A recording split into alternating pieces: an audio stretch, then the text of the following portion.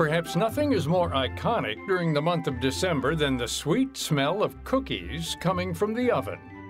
The aroma of spicy gingerbread, heavenly chocolate chip, or buttery sugar cookies transport many of us back to childhood. But what about the smell of burnt sugar, blackened pies, or the sound of screaming cooks? Does that elicit a memory or two? Hopefully not.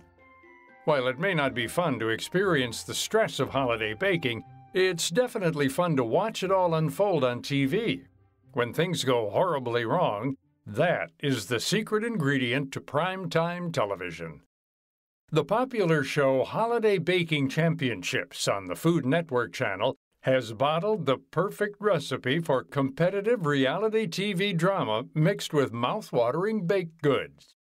The Season 1 champion, Erin Campbell, shared her thoughts on the unexpected popularity of the show that's now in its 5th season. I honestly didn't think that it was going to be huge at first because, I'm like trying to grasp at straws to get support to spread the word. But then as the show, 2, 3, 4 weeks in, people started to get really, really ramped up and super invested.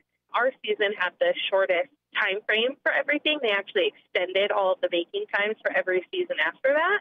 So our season was kind of the guinea pig. Let's see if they'll be able to make 3 pies in this time, and if not, oh well. So I think it really just showed people, like, you can totally be unique and make some really badass stuff and have a really great time and not be judged because that's your space. And so I think that a lot of people were able to successfully take that energy and apply it to the normally stressful holiday kitchen and actually start to enjoy themselves. In addition to the stress, the holidays can also be an emotionally charged time of year for many.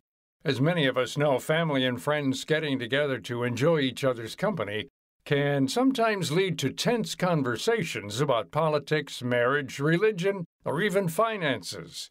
But watching fun shows together, like the Holiday Baking Championship, can defuse some of that unwanted tension. And according to Lorraine Pascal, a world-renowned chef and one of the 3 infamous judges on the Food Network show, the series really brings people together, which, at the end of the day, is what the holidays are all about. It's something that brings people together, and you kind of have the magic that happens in the oven. So they put something in, and then they pull it out, and then they make it look incredible, building it. So I just think there's lots of different positive aspects to these shows. And also everyone has their favorite, who's going to win, and then suddenly the favorite gets voted out, and it's like, wow, and everyone's like shocked. Pascal has been judging the show since season 1. With 5 years of judging cakes, cookies, and other pastries under her belt, Pascal knows exactly what's needed to get a perfect bake. This includes not just having a unique presentation, but also perfecting just the right balance of flavors and textures. Over the years, Pascal has seen all kinds of scenarios, from the good, the bad, to the heartbreaking. We had one where the cake did not last, so they assembled it together, and then when they came to present it, it kind of all fell into itself. And they'd been baking for like 5 hours, so it was heartbreaking. But, you've got to get that structure right. Erin Campbell, who, again, was the first champion named on the show, was indeed practically perfect in most of her bakes. But even for the best of culinary artists, there can be those days where everything seems to go wrong no matter what you do. Well, I dropped my souffle. The souffle batter literally went on the floor. I broke the ice cream machine. I got the ice cream machine so cold it froze and wouldn't move anymore. I lit sugar on fire twice, not once, but twice in the same heat. My cheesecake was underdone once, so I had to turn it into a layer swirl thing, and it was nowhere near what I had mentally imagined, but it came out, and you know what? That's all that mattered. I know when I was growing up, I didn't have people to watch on TV that made mistakes and still tried. And so I really took that as kind of a penance into this whole filming situation of it is my responsibility to try my best to show people that even if you fail, you can still make something yummy and beautiful out of it. You just have to keep going. Despite the roadblocks, Campbell's perseverance is what led her to be crowned Season 1 winner of the show. The win catapulted her career into stardom, and now she's putting her tasty talents to work at a cupcake and cake bakery called Nadia Cakes, which has multiple locations across the U.S. I moved from California to Minnesota to open up our flagship location. At any given time, I oversee anywhere from 20 to almost 70 employees, just kind of depending on the holiday season.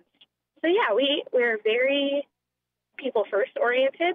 So I'm able to kind of take my natural nurturing and natural want to make people happy and spread it like glitter, and it's okay. Not to mention, Campbell's now planning to take her love of baking and mix it into her own passion for science. When asked what other careers she would have pursued besides baking, Campbell said she would have become a neuroscientist. It sounds like a strange choice until you hear her thought process behind it. I'm actually thinking of branching out a little bit more. I'm doing something a little bit more soul-based.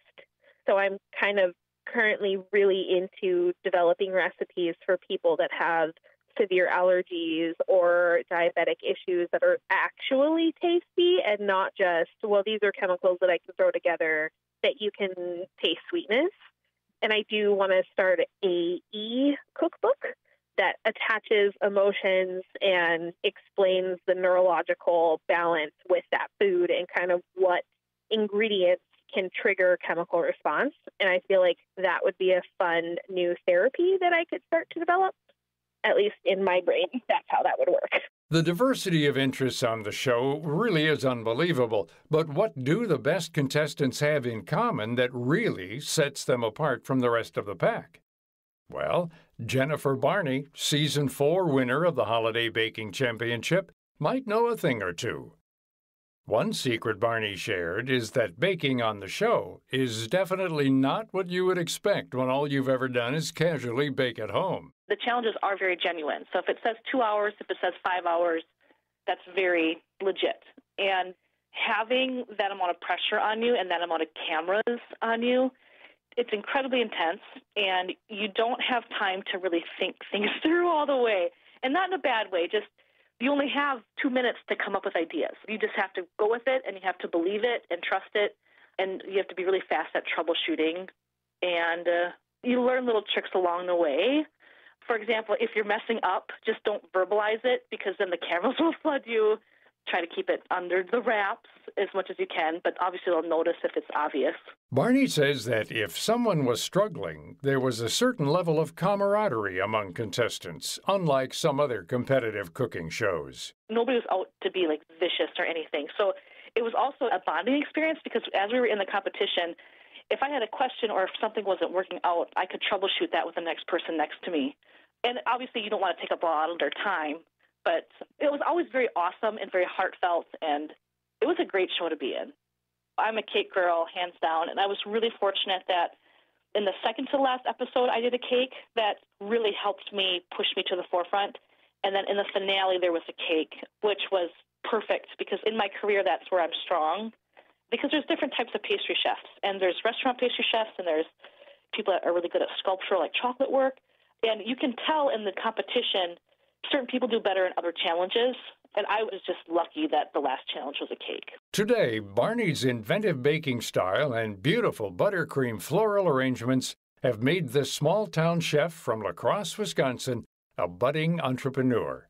She's now the proud owner of Meringue Bakery in Wisconsin, which specializes in cupcakes, cakes, and macarons. Barney is also a member of an elite society of bakers most amateur chefs could only dream of being a part of. People who have been on a Food Network show, we have our own groups, and we correspond with one another and encourage one another or troubleshoot questions off of one another. It's really nice. And then what's even cooler, what I found since being on the show, is that if I go to trade shows, so for example, I was just in Vegas a couple months ago at a baking exposition, and I was able to meet up with multiple different people that were on Food Network shows, and we had dinner together or like meals together. And it just kind of opens you up to a whole different world and lets you meet new people. Duff Goldman, the famous baker from Ace of Cakes, and Nancy Fuller, host of Farmhouse Rules on Food Network, are also part of the Holiday Baking Championship judging family. Each season, Lorraine Pascal works alongside these two to rank the cheerful creations contestants present to the panel.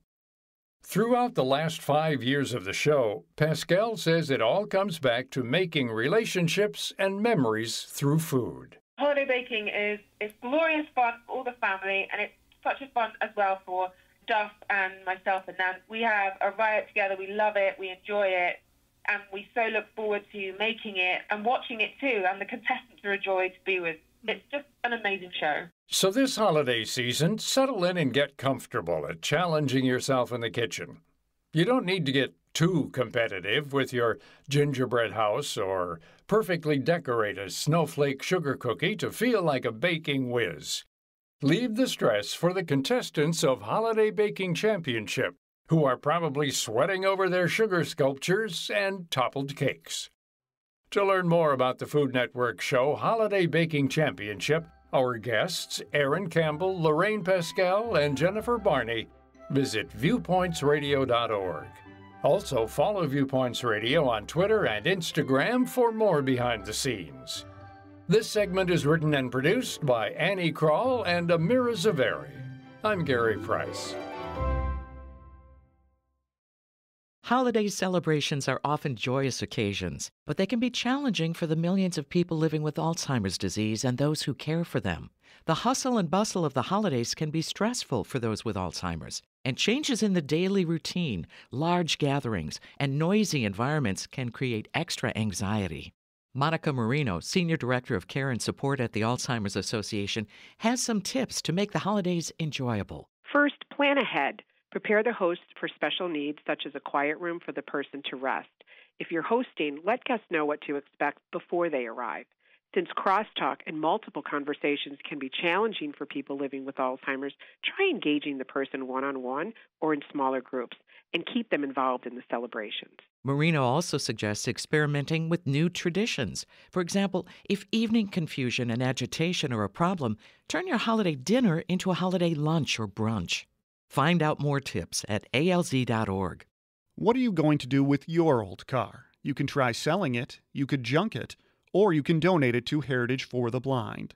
Your car will be towed away for free, and your donation is tax deductible. Just call 1-800-835-1478. Heritage for the Blind accepts cars, vans, trucks, and boats. It doesn't matter if your vehicle runs or not. It will be towed away for free, and you'll be supporting those that need help. Heritage for the Blind is a nonprofit organization that helps the visually impaired live fuller lives. Call right now to donate your car, and as a special thank you, you'll receive a free 3-day vacation voucher to over 50 locations. Call Heritage for the Blind right now. Call 1-800-835-1478. Donating is easy, and your vehicle is towed away for free. Plus, you'll get a free vacation voucher for donating. Call now, 1-800-835-1478. That's 1-800-835-1478.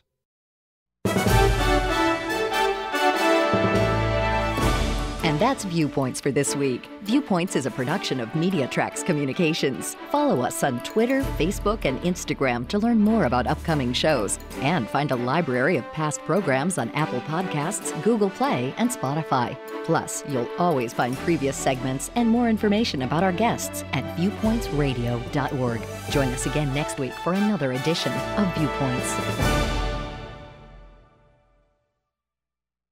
Coming up on Viewpoints. When I introduce myself, I'm a caregiver. I feel a little bit embarrassed, and I don't know why. What it's like to work in the burgeoning senior care industry. Then, they were talking a lot about Hermione, which I think really encompasses what the feminist movement has turned into for millennials, especially.